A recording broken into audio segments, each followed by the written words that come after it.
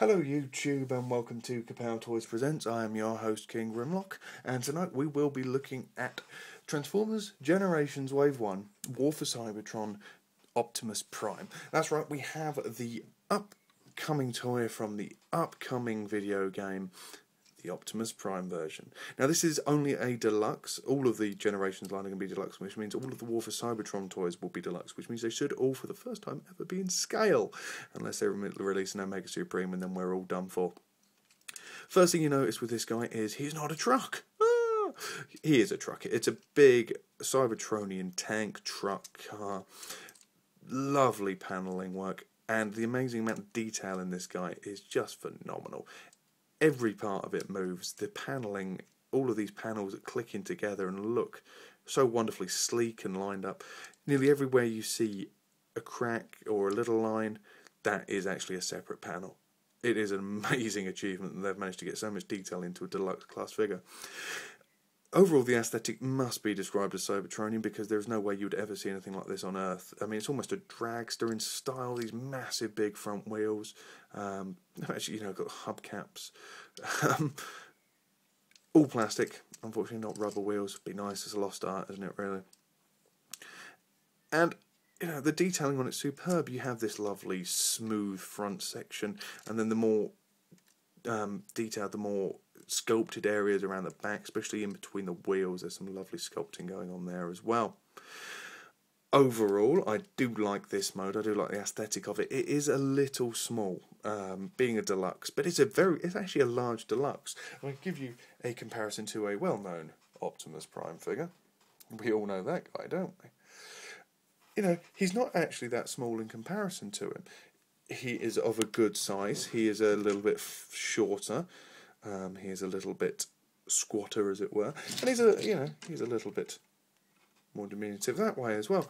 But overall, he's actually, for a deluxe, he's quite large. And what you do get with it is you do get quite a lot of transformation for your pound. So shall we take a look at him in his robot mode? And here we have War for Cybertron Prime in his robot mode. And the first thing you will notice straight away is now he looks a lot more Prime-esque. The big blue legs, fists and head with the silver areas and that lovely red that is so Prime.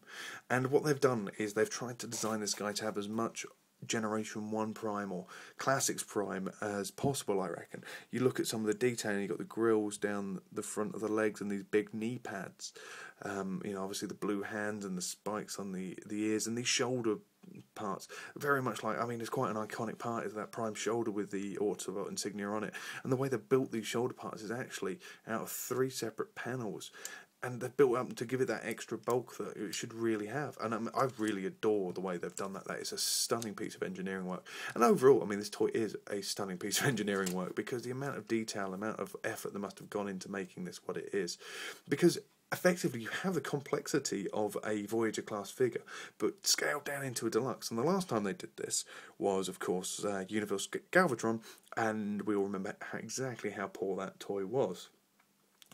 Downsides mainly are, from my point of view anyway, are aesthetic ones, and they are aesthetic of my opinion. The back has quite a bit of vehicle kibble. The back isn't too, this section here isn't too bad. You can see it through, so it does look a little silly through there. But my main issue is with the wheels. This guy's always going to be compared with the War Within Prime from the Dreamwave series, and the way he had his wheels in as his shoulders was beautiful. I always loved that, and I always loved that aesthetic, and I kind of wish that they'd maybe borrowed a bit more from that and brought them in, because then we wouldn't have had this bit at the back, giving him a bit more bulk, a bit more beef to the actual overall figure. He does come with a weapon that was seen last time on his back, which you can unfold into a blaster, which fits into his hand, or can be maintained in its folded up way. Stand up, please. Thank you.